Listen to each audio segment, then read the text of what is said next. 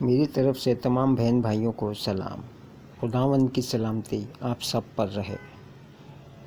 کتاب مقدس میں سے پیدائش کی کتاب اس کا 15 باب، خدا کا ابراہیم سے عہد۔ ان باتوں کے بعد خداوند کا کلام رویا میں ابراہیم پر نازل ہوا اور اس نے فرمایا، اے ابراہیم تو مت ڈر، میں تیری سپر اور تیرا بہت بڑا اجر ہوں۔ ابراہیم نے کہا، اے خداوند خدا، تو مجھے کیا دے گا، کیونکہ میں تو بے اولاد جاتا ہوں اور میرے گھر کا مختار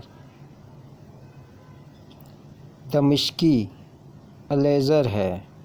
پھر ابراہیم نے کہا، دیکھ تو نے مجھے کوئی اولاد نہیں دی، اور دیکھ میرا خانہ زاد میرا وارث ہوگا۔ تب خداوند کا کلام اس پر نازل ہوا اور اس نے فرمایا، یہ تیرا وارث نہ ہوگا، بلکہ وہ جو تیرے صلب سے پیدا ہوگا وہی تیرا وارث ہوگا۔ اور وہ اس کو باہر لے گیا اور کہا کہ اب آسمان کی طرف نگاہ کر، اور اگر تو ستاروں کو گن سکتا ہے تو گن، اور اس سے کہا کہ تیری اولاد ایسی ہی ہوگی۔ اور وہ خداوند پر ایمان لایا اور اس نے اس کے حق میں راست بازی شمار کیا۔ اور اس نے اس سے کہا کہ میں خداوند ہوں جو تجھے کسدیوں کے اور سے نکال لایا کہ تجھ کو یہ ملک میراث میں دوں۔ اور اس نے کہا، اے خداوند خدا، میں کیوں کر جانوں کہ میں اس کا وارث ہوں گا؟ اس نے اس سے کہا کہ میرے لیے 3 برس کی ایک بچھیا اور 3 برس کی ایک بکری اور 3 برس کا ایک مینڈا اور ایک قمری اور ایک کبوتر کا بچہ لے۔ اس نے ان سبوں کو لیا اور ان کو بیچ سے 2 ٹکڑے کیا، اور ہر ٹکڑے کو اس کے ساتھ کے دوسرے ٹکڑے کے مقابل رکھا، مگر پرندوں کے ٹکڑے نہ کیے۔ تب شکاری پرندے ان ٹکڑوں پر جھپٹنے لگے، پر ابراہیم ان کو ہٹکاتا رہا۔ سورج ڈوبتے وقت ابراہیم پر گہری نیند غالب ہوئی، اور دیکھو ایک بڑی ہولناک تاریکی اس پر چھا گئی۔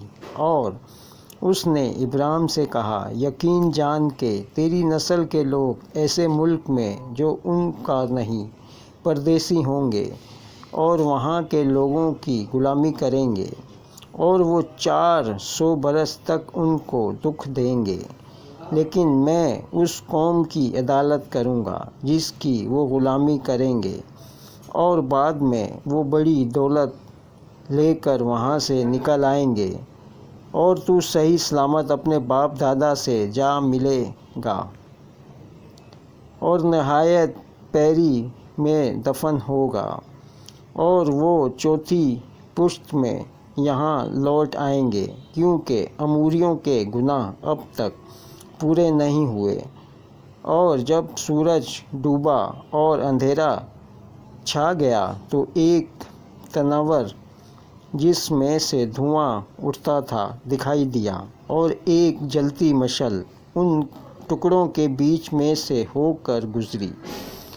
اسی روز خداوند نے ابراہیم سے عہد کیا اور فرمایا کہ یہ ملک دریائے مصر سے لے کر اس بڑے دریا یعنی دریائے فرات تک، کینینیوں اور کنیزیوں اور کدمونیوں اور ہتھیوں اور فرزیوں اور رفائیم اور اموریوں اور کنانیوں اور جرساسیوں اور بیوسیوں سمیت میں نے تیری اولاد کو دے دیا ہے۔ خداوند کے پاک کلام کے پڑھے اور سنے جانے پر خداوند کی برکت ہو، خداوند کا شکر ہو۔ اے ہمارے باپ، تو جو آسمان پر ہے، تیرا نام پاک مانا جائے، تیری بادشاہت آئے، تیری مرضی جیسے آسمان پر پوری ہوتی ہے زمین پر بھی ہو، ہمارے روز کی روٹی آج ہمیں دے، اور جس طرح ہم اپنے قرض داروں کو معاف کرتے ہیں تو بھی ہمارے قرض ہمیں معاف کر، بلکہ ہمیں آزمائش میں نہ لا بلکہ برائی سے بچا، کیونکہ بادشاہت، قدرت اور جلال ہمیشہ تیرا ہی ہے، آمین۔